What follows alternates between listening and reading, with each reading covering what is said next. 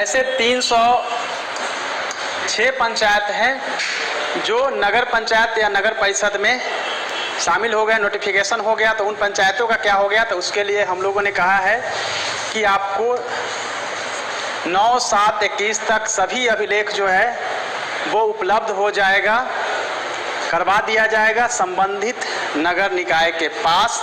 और इसका हम लोग काउंसलिंग कब करेंगे, तो इसका काउंसलिंग करेंगे सेकेंड फेज में।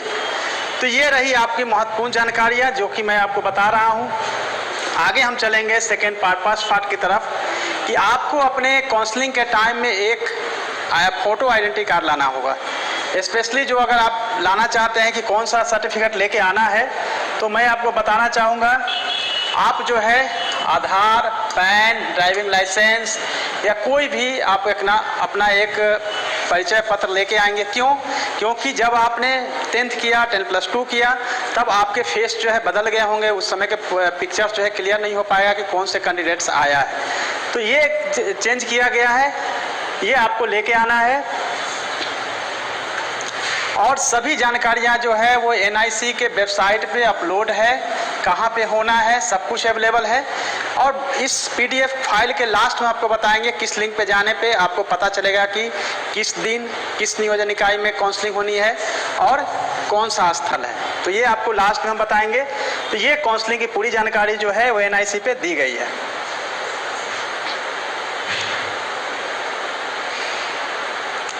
सबसे ज़्यादा डाउट्स जो है वो है आपके सर्टिफिकेट को लेकर। तो पहले सर्टिफिकेट्स के डाउट को हम क्लियर करना शुरू करेंगे ताकि आप क्लियर हो ले कि सर्टिफिकेट्स में क्या डाउट्स हैं, आपको सर्टिफिकेट्स में लगना क्या है। तो आपको 10th का अंक पत्र, प्रमाण पत्र, इंटरमीडिएट 10+2 का अंक पत्र, प्रमाण पत्र, स्नातक का अंक पत्र, प्रमाण पत्र, लेकिन जहाँ पे स्नातक के आधार पर आपकी नियुक्ति होनी है उसी के लिए प्रशिक्षण का अंक पत्र, प्रमाण पत्र, श्रेणी के अभ्यर्थियों के लिए जाति प्रमाण पत्र, श्रेणी में है जो भी कास्ट के हैं उनको जाति प्रमाण पत्र लाना पड़ेगा। और जो आवासीय प्रमाण पत्र है, सपोज डेट कि आप BC में है, SC ST में है, कहीं भी हो, कोई भी अगर रिजर्वेशन का लाभ लेना है तो आपको आवासीय प्रमाण पत्र अनिवार्य है। ये देखिए, जो पिछड़ी जाति, अत्यंत पिछड़ी जाति के हैं उनके लिए आय प्रमाण पत्र जरूरी है, क्योंकि नॉन क्रीमी लेयर का होना जरूरी है। स्वतंत्रता सेनानी जिन पर लागू होता है उनके प्रमाण पत्र, दिव्यांगता प्रमाण पत्र जिन पर लागू होता है उनके लिए। फिर आप देखेंगे EWS से संबंधित जिन पर लागू होता है। अब मैटर यह आता है कि आप लोगों के पास सर्टिफिकेट सब आपके पास है, लेकिन ओरिजिनल सर्टिफिकेट्स आपके मैट्रिक के नहीं हो सकते हैं, 10+2 के नहीं हो सकते हैं। हो सकता है ग्रेजुएशन में आपने अप्लाई किया, यूनिवर्सिटी आपको नहीं मिल रहा है। उस प्रॉब्लम का समाधान यह है कि आप लोगों को मूल अंक पत्र अनिवार्य है, और जहाँ पे आपको मूल प्रमाण पत्र नहीं है वहाँ पे प्रोविजनल है। ये देखिए, प्रोविजनल सर्टिफिकेट को हमने मान कर दिया है। मुझे लगता है कि इससे आपका क्लियर हो गया होगा।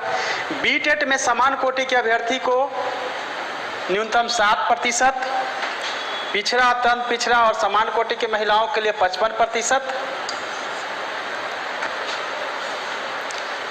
SC ST अनुसूचित जाति जनजाति के लिए और दिव्यांग कोटि के लिए 50%। ये आप लोग पहले से जानते हैं कि ये है। अब मैटर ये आता है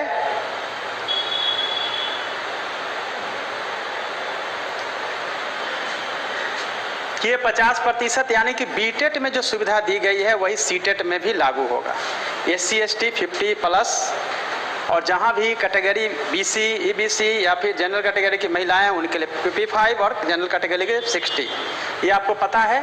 अब एक कन्फ्यूजन आप लोगों के सामने था कि 82 वाले को 2 मार्क्स का जो वेटेज है वो मिलेगा कि नहीं। तो 22 या उससे कम वाले को नहीं मिलेगा, क्योंकि वो 54% समथिंग होता है। 55 से ऊपर ही, 55 से 70 तक 2% का वेटेज है, 2, 4, 6 और 10 का वेटेज है। इसीलिए आपको ध्यान रखना है कि 82 या 82 से कम वाले जो भी है उनको नहीं मिलेगा। सीटेट और बीटेट दोनों में 150 मार्क्स का एग्जाम लिया जाता है। तो मुझे लगता है आप यहाँ पे बिल्कुल ही क्लियर हो गए होंगे।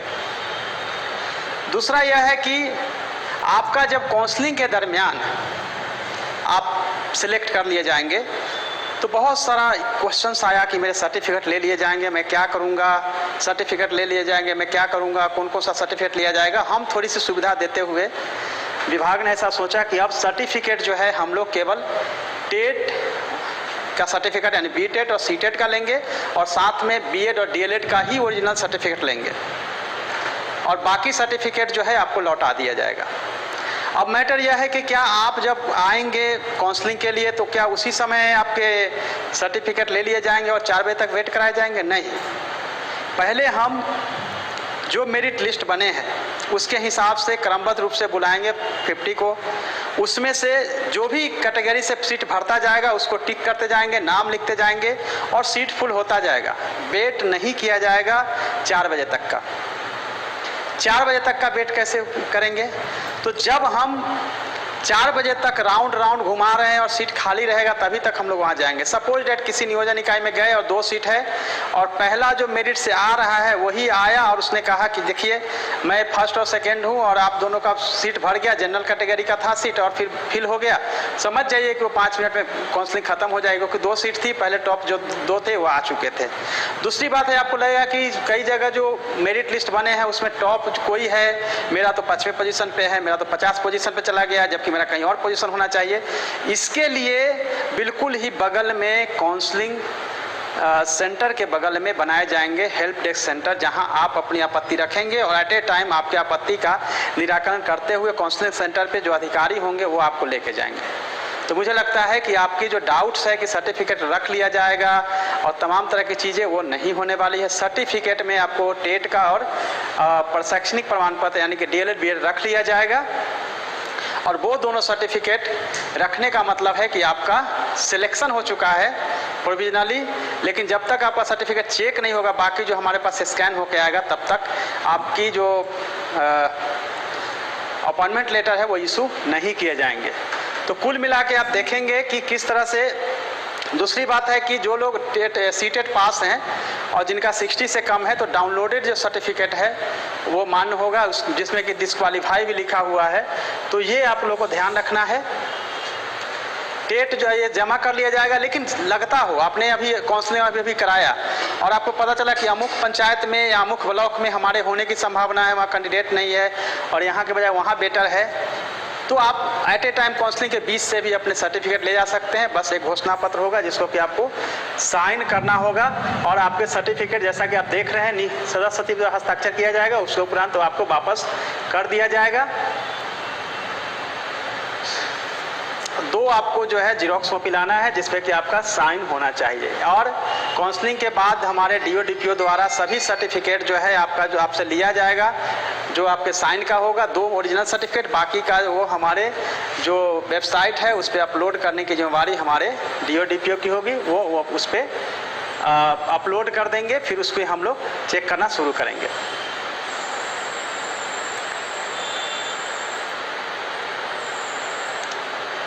आपने देखा होगा कि वरीयता के अनुसार हम लोग जो है 50-50 को बुलाएंगे। ऐसा नहीं होगा कि कोई पीछे से आ जाएगा। मेधा का पूरा सम्मान होगा, जो सबसे ऊपर होंगे उनको सबसे पहले बुलाया जाएगा।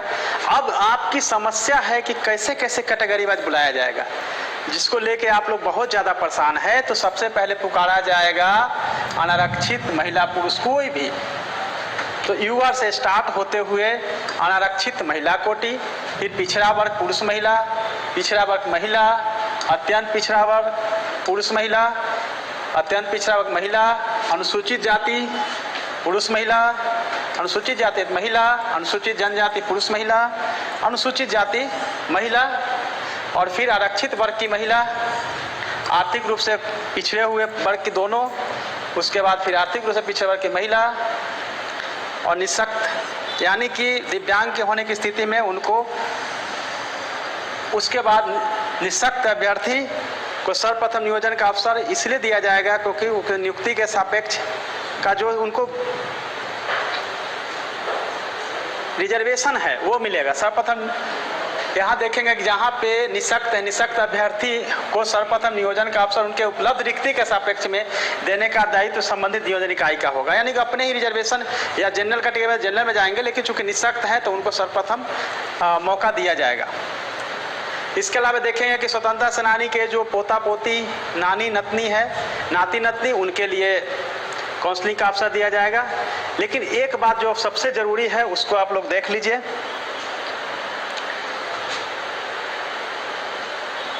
प्रत्येक अभ्यर्थी का नाम लाउड स्पीकर से 3 बार पुकारा जाएगा। अगर वे उपस्थित नहीं होते हैं तो उसके बाद के क्रम के अभ्यर्थी को उसी लाउड स्पीकर से फिर बुलाया जाएगा। इस दौरान यह वह अभ्यर्थी जिसका नाम पूर्व में पुकारा गया हो उपस्थित होकर नियोजन की प्रक्रिया में शामिल होना चाहेंगे। सपोज डैट कि इस दौरान वह अभ्यर्थी जिसका नाम पूर्व में पुकारा गया हो उपस्थित होकर नियोजन की प्रक्रिया में शामिल होना चाहेंगे तो उन्हें अनुमति नहीं दी जाएगी। कब? जब लाउड स्पीकर पे 3 बार आपको पुकारा गया और फिर आप बाद में आते हैं, अब उस समय नहीं होते हैं, तो फिर इस स्थिति में क्या करेंगे कि आपका नाम पुकारा गया, आप नहीं थे, 1 घंटा बाद पहुंचे या दूसरे नियोजन इकाई से दूसरे नियोजन इकाई की तरफ मूव करने के बाद आप पहुंचे, तो फिर क्या करेंगे? आपको लगेगा कि अब क्या करना है, तो आपको वेट करना है। और वेट करने के बाद फिर से टॉप से हमारा स्टार्ट होगा और टॉप में जब आपका नाम, अगर वो भी टॉप से तब बुलाया जाएगा जब हमारे यहाँ सीट खाली होगा, और सीट खाली होगा तो बुलाया जाएगा, तभी आपको फिर से मौका मिलेगा कि काउंसलिंग में आप शामिल हो सकते हैं। जैसा कि आप पढ़ के देख सकते हैं, वरीयता सूची से सभी अभ्यर्थियों को बुलाने के बाद यदि रिक्ति अवशेष हो जाती है और ऊपर की सूची में अंकित अभ्यर्थी जिनका नाम पुकारे होने पर उपस्थित रहे, वैसे छूटे अभ्यर्थियों को मेधा सूची के अनुसार काउंसलिंग की प्रक्रिया में शामिल किया जाएगा। काउंसलिंग तिथि को काउंसलिंग पूर्ण होने के पश्चात अभ्यर्थियों की उपस्थिति पंजी को नियोजन इकाई द्वारा क्लोज कर दिया जाएगा। यानी कि उस समय क्लोज कर दिया जाएगा, जिसके जिला शिक्षा प्राधिकारी अथवा उनके प्राधिकृत प्राधिकारी के द्वारा करते हुए कार्यालय का मोहर पंजी मुहर भी उस पर लगा दिया जाएगा। टाइमिंग जो है वो आप लोगों के लिए बहुत महत्वपूर्ण है। कितने से कितने बजे का टाइम रखा गया है? तो टाइम जो है आपका 11:30 से 4:30 बजे तक का है। 11:30 से स्टार्ट होगा, 4:30 बजे तक चलेगा। अब लगेगा कि 4:30 बजे तक क्यों चलेगा? 11:30 बजे स्टार्ट होता है, 50 लोगों को बुलाया जाता है, सीट है 100, तो उसमें से पहले राउंड में से 3-4 टर्न अप हुए, उसके बाद फिर नेक्स्ट को बुलाया जाएगा, नेक्स्ट को बुलाया जाएगा, और यह प्रक्रिया तब तक चलती रहेगी जब तक कि पूरा सीट नहीं भर जाता है। और 4:30 बजे कोई कैंडिडेट्स नहीं है और उस नियोजन इकाई के पास फिर भी 2 सीट किसी भी रिजर्व कैटेगरी कहीं भी खाली रह गया, तो 4:30 बजे के बाद उस प्रक्रिया को आगे नहीं बढ़ाना है। और जैसे ही आप काउंसलिंग के लिए जाते हैं, पुकारा गया और काउंसलिंग के लिए गए, आपके सारे कागजात प्रॉपर मिल गए हैं, आपके मूल आवेदन के साथ मैच कर गए हैं और आपका सर्टिफिकेट देख लिया गया कि ठीक है, उसको रख लिया गया, सर्टिफिकेट रख लिया गया और आपको टिक लगा दिया गया, उसी समय आप समझिए कि आपका चयन हो चुका है। यह नहीं मतलब है कि सभी का सर्टिफिकेट हमने जमा किया 4 बजे तक, जो आप लोगों को बहुत कन्फ्यूजन लोगों ने क्रिएट करके रखा है। 4 बजे तक सबका हम जमा कर लेंगे। कुछ ने ऐसा हमारे पास भेजा कि सर मान लेते हैं कि हम सिलेक्ट हो गए हैं पहले और कोई जो है पीछे से 2 बजे आया और मेरे से आगे वाला मेरिट वाला था, हम तो बैठे रह गए, उसका हो गया। ऐसा नहीं होगा, क्योंकि जो आपका सिलेक्शन हो गया है और उसके बाद में आता है कोई कैंडिडेट से उसका मेरिट हाई है, तो भी उसको नहीं लिया जाएगा। एक बार आप जब सिलेक्ट हो गए मतलब सिलेक्ट हो गए, भले उससे अधिक मार्क्स वाले कोई आ जाते हैं, सो एट ए टाइम मेरिट के हिसाब से पुकारा जाएगा। अब रही बात मेरिट में अगर ऊपर नीचे है या परसेंटेज, नाम में एरर या कैटेगरी बदल दिया गया है, प्रत्येक नियोजन इकाई के साथ हमने व्यवस्था की है कि आप अपनी बात वहां रख दीजिएगा, तो आपको जो है कंसीडर करके प्रॉपर मिला लिया जाएगा आपके आवेदन मूल आवेदन पत्र से, और फिर मैच करा लिया जाएगा सर्टिफिकेट। जब लगेगा कि मैच हो गया है, नहीं बिल्कुल आपका जो बना था मेरिट उसमें गड़बड़ी थी, तो आपको इसको कंसीडर किया जाएगा। सपोज डैट कि आपने रिसिप्ट जमा किया था, रिसिप्ट खो गया है, कोई दिक्कत नहीं है, आप अपने मेरिट में जहाँ क्रम में रहेंगे देख लीजिएगा, तो उसकी ज़रूरत नहीं पड़ेगी। सभी मेरिट लिस्ट जो है वहाँ के बॉल पे चिपका दिया जाएगा और नियोजन इकाई के पास भी होगा, तो बाहर भी डिस्प्ले होता रहेगा जहाँ से आप देख सकते हैं, यह निर्देश भी दिया गया है। तो आपको टाइमिंग का जो है आपको रखना है, 6 बजे जो है चयनित अभ्यर्थियों का पूरी तरह से प्रकाशन कर दिया जाएगा और बता दिया जाएगा कि आपका चयन हो गया है। चूँकि चयन तो आपका सर्टिफिकेट लेने के साथ ही हो जाएगा, सभी सर्टिफिकेट जो है वो अपलोड हो जाएंगे। यूजर आईडी और पासवर्ड जिला शिक्षा पदाधिकारी को दे दिया गया है और हमारे द्वारा उसको चेक किया जाएगा। ये पूरी व्यवस्था रहेगी। जिला शिक्षा पदाधिकारियों को यह भी कहा गया है कि काउंसलिंग का स्थल के निर्धारित इसकी सूचना नियोजन इकाई को दे देंगे ताकि नियोजन इकाई के समय पर सूची प्रकाशित कर सके, पूरी उसके स्थल के बारे में जानकारी हो सके। देन फिर हम देखेंगे कोविड-19 के प्रोटोकॉल का पालन करने की पूरी व्यवस्था जो है की जा रही है, तो वो भी जो है होगी। कोविड-19 का प्रोटोकॉल का पूरा पालन किया जाएगा, रखा जाएगा। जो मैं हेल्प डेस्क की बात कर रहा था, ये पूरी की पूरी नियोजन इकाई वार हेल्प डेस्क सेंटर होगा। तो जब नियोजन इकाई बार रहेगी तो भीड़ भी नहीं रहेगी, आपको किसी से एक्सेस करने के लिए बहुत भीड़ भाड़ नहीं है।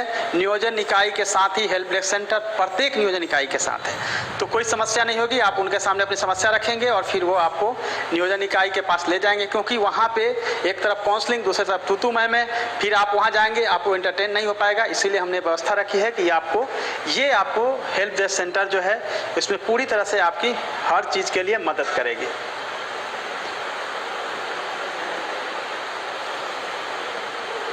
एक बहुत महत्वपूर्ण चीज़ जो आप लोग सोचते होंगे कि मान लेते हैं कि जो आप जानते हैं कि पंचायती राज व्यवस्था का जो टाइम था जून का वो समाप्त हुआ, उसके बाद समिति बनाई गई और समिति के माध्यम से जैसे पंचायत देखेंगे, पंचायत परामर्श समिति, फिर उसके बाद जो है आप देखेंगे कि इसमें समिति बनाई गई है प्रखंड लेवल पे भी, उसमें अध्यक्ष संबंधित सदस्य उनको वहाँ पे उपस्थित होना है। लेकिन सपोज डैट कि वो नहीं आते हैं, जो परामर्शदात्री के सभापति हैं, आप जानते हैं कि परामर्शी समिति जो बनाई गई है उसमें मुखिया जी को ही उसमें बना दिया गया है सभापति, और मेंबर्स जो हैं उसके सदस्य हैं कार्यकारिणी। तो अगर वो नहीं आते हैं तो क्या होगा? अगर नहीं आते हैं तो ये मान लिया जाएगा कि उनको डिम्ड कि वो उपस्थित थे या मानते हुए आगे की प्रक्रिया की जाएगी। इसलिए यह कहना कि वो नहीं आएंगे तो क्या होगा, या बाकी चीज़ें जो आप लोग बोलते रहते हैं, मैसेज करते हैं कि ये हो रहा है, वो हो रहा है, डिमांड हो रहा है, फलना, ये फलना ढकना कुछ यहाँ पे नहीं चलने वाला है, ना होने वाला है। आएंगे ठीक है, नहीं आएंगे तो भी कोई प्रॉब्लम नहीं है। और ये जो है डिम्ड रूप से उनको उपस्थित मानते हुए काउंसलिंग की प्रक्रिया पूरी कर ली जाएगी। और फिर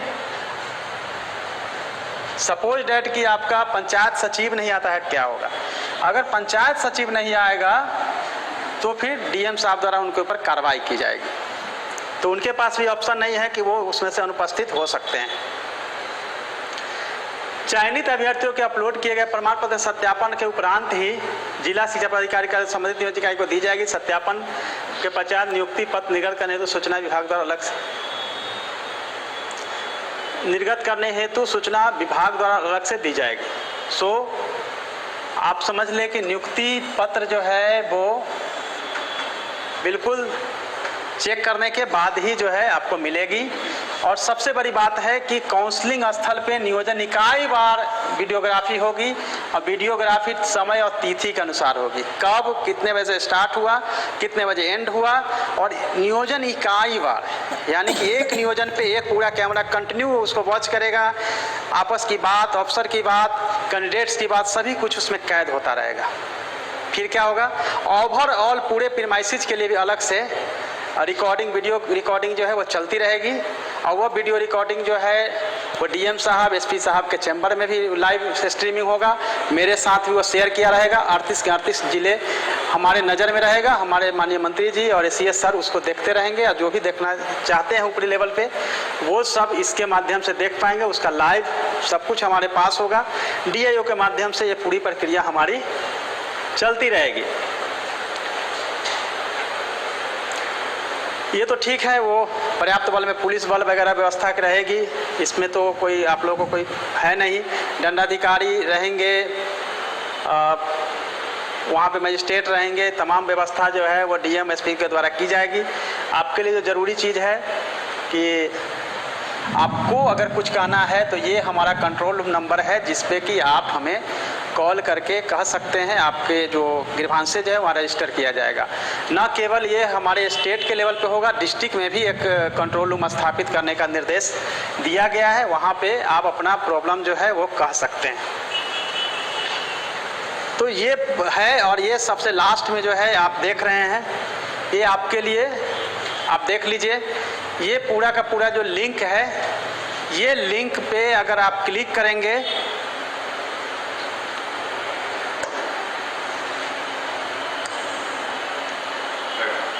ये लिंक को अगर क्लिक करेंगे तो आपको पूरा का पूरा कब कहाँ होना है काउंसलिंग, उसकी डिटेल्स इस पे मिलेंगे डिस्ट्रिक्ट वाइज। डिस्क्रिप्शन में तो ये डिस्क्रिप्शन में चला जाएगा, आप इसको देख सकते हैं।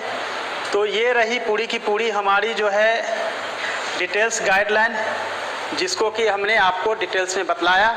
मुझे लगता है कि बहुत सारे आपके जो क्वेश्चंस वगैरह होंगे, प्रॉब्लम्स था, वो दूर हो गया होगा और कोई कन्फ्यूजन नहीं रहा होगा। उसके बावजूद जो बहुत सारा कन्फ्यूजन आपका है, सर्टिफिकेट रख लिया जाएगा, क्या होगा, ये सब आपकी समस्या दूर हो गई। सर्टिफिकेट में सभी सर्टिफिकेट क्यों नहीं रखा जा रहा है? हो सकता है बहुत सारे कैंडिडेट्स को कुछ इंटरव्यू देना है, कहीं और अपॉर्चुनिटी मिली हुई है, तो उनका ये फ्यूचर जो है वो ख़राब नहीं हो, उनको अपॉर्चुनिटी से महरूम ना हो, इसीलिए व्यवस्था की गई है कि आपके सर्टिफिकेट का 2 पार्ट, टेट और डीएलएड या बीएड, यानी प्रशैक्षणिक और पात्रता परीक्षा के सर्टिफिकेट रखे जाएंगे। इसके अलावा कोई सर्टिफिकेट नहीं रखा जाएगा, बाकी लौटा दिए जाएंगे। लेकिन हाँ, एक बार अगर आपका सिलेक्शन हो गया है तो दूसरे जगह अगर आप काउंसलिंग की कोशिश करते हैं स्कैन पेपर लेकर, स्कैन सर्टिफिकेट बना के या गलत तरीके से, तो आपकी यहाँ जो सिलेक्शन हुई है वो भी रद्द कर दी जाएगी। तो यह ध्यान रखेंगे कि आपका एक बार सिलेक्शन हो गया है तो घर में रहें, खुश रहें अपने पेरेंट्स के साथ। अब ट्राई ना करें। एक बहुत जो खुशखबरी वाली बात नहीं है, वो है जिन्होंने गलत सर्टिफिकेट लगाए थे उन पे कार्रवाई भी होगी, पर्याप्त पुलिस बल होगी, एफआईआर, सब तमाम तरह की चीज़ें हो सकती है, पहला। दूसरा, जो जेन्युइनली 60% पे थे, 80% का सर्टिफिकेट लगा दिए हैं, उनके लिए भी अच्छी खबर नहीं है, क्योंकि मूल आवेदन से मिलान किया जाएगा, गलत पाए जाने पे कार्रवाई की जाएगी। मुझे लगता है कि आपके जितने डाउट्स थे वो लगभग क्लियर हो गए होंगे। इसके अलावा कोई डाउट्स है तो मैं अब कमेंट्स देखना शुरू करता हूं कि क्या क्या कमेंट्स आपके आ रहे हैं, उसके कमेंट्स के हिसाब से हम बताने की कोशिश करेंगे। कौन किस कैटेगरी में जाएगा?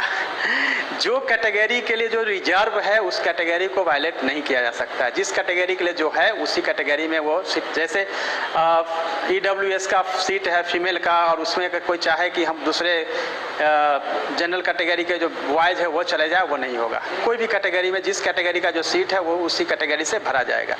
तो ये नहीं आप लोग दुविधा रखें कि उसका कैटेगरी हम लेंगे, उसका कैटेगरी लेंगे, और बाकी जो है कैरी फॉरवर्ड हो जाएगा। और एक सीटेट दिसंबर, जनवरी सीटेट, इन सब की समस्या है कि कब निकलेगा, हमको शामिल कर लीजिए। चूँकि अब तो शामिल करने के लिए जो भी प्रयास आप लोगों ने किया था, लेकिन अभी इस नियोजन प्रक्रिया के पूर्ण होते ही आप लोग को अपॉर्चुनिटी दी जाएगी, जैसा कि माननीय मंत्री जी के द्वारा बताया गया था कि हाँ 7th फेज भी इस फेज को पूरा होने के बाद शुरू किया जाएगा। आप लोग होप नहीं खोइए, वही जो है जल्दी शुरू किया जाएगा। क्योंकि कमेंट्स हज़ारों आए हैं, इसलिए बहुत मुश्किल है।